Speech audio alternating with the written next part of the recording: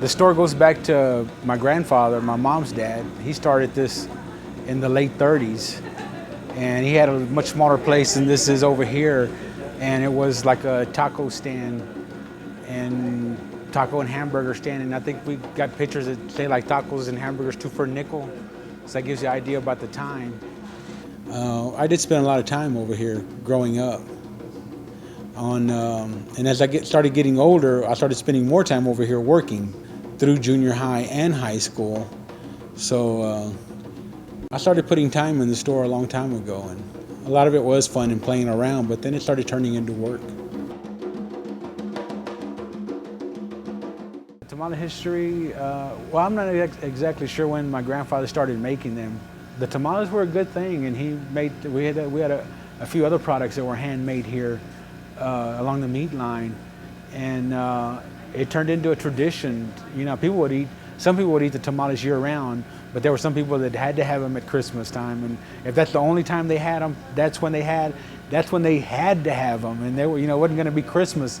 It wasn't going to be Christmas without the tamales, and when we stopped making them, we kind of disappointed quite a few people. They couldn't believe it was really happening. Our billboard sign that we had up in the front, we used to take it out every day. It was like it was a morning ritual. And I think it just had 4 items on there. 4 items. It had tamales, beer, wine, the important stuff, ice, and barbacoa. All of them 4 main food groups, right? And each day I would just go out there with duct tape and X over the words barbacoa and the words tamales. So you had this sign out in the front that had items crossed off on it, and it was kind of like a joke to me, and I don't know, I wanted to see if anybody else was going to laugh at it. But my daughter, she's a lot of fun, and it just surprises me and impresses me how fast they learn stuff, and you wonder where, but she participates in our drumming, and she's a dancer, a drummer, a singer.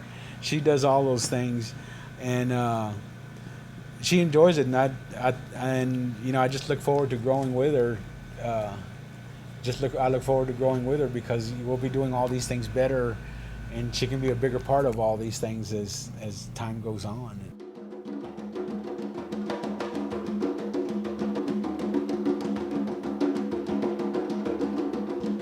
I've known John for 2.5 years, and then we did a drumming ceremony a year ago for Dia de los Muertos, and after that he was involved in the drums. And he didn't just, I had a couple drums, and he didn't just go buy any drum. He went out and got himself some congas, some top line congas, and now he's got a whole slew of congas, which you may or may not have seen over there.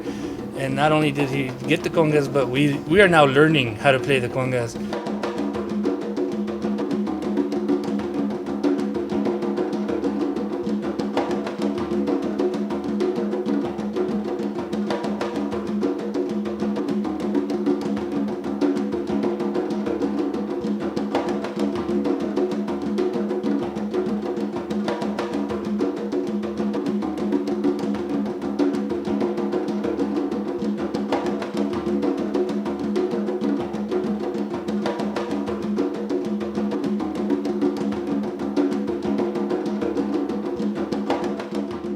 Stuff we train in it's kind of a modern old school style, and you don't find that in many modern schools. There's too many McDojos out there.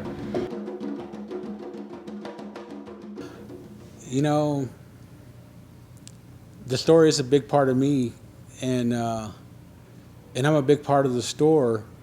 And if it wasn't here, if I had to do something else, I think just because I worked here at this store, I can do a lot of different things. I guess I'm somebody that's still finding out what I need to take me through the rest of my life, everything that I've done here. The changes that I've done here, my martial art is like a path it's a journey. It's not like a destination. The drumming's gonna be the same thing. Some of these things I'm just now finding out. So it's like, well, I'm still learning, and all my practices are going to keep me learning, because you never know everything, or you never refined anything, and or it's a constant refinement, and that's what my life is about.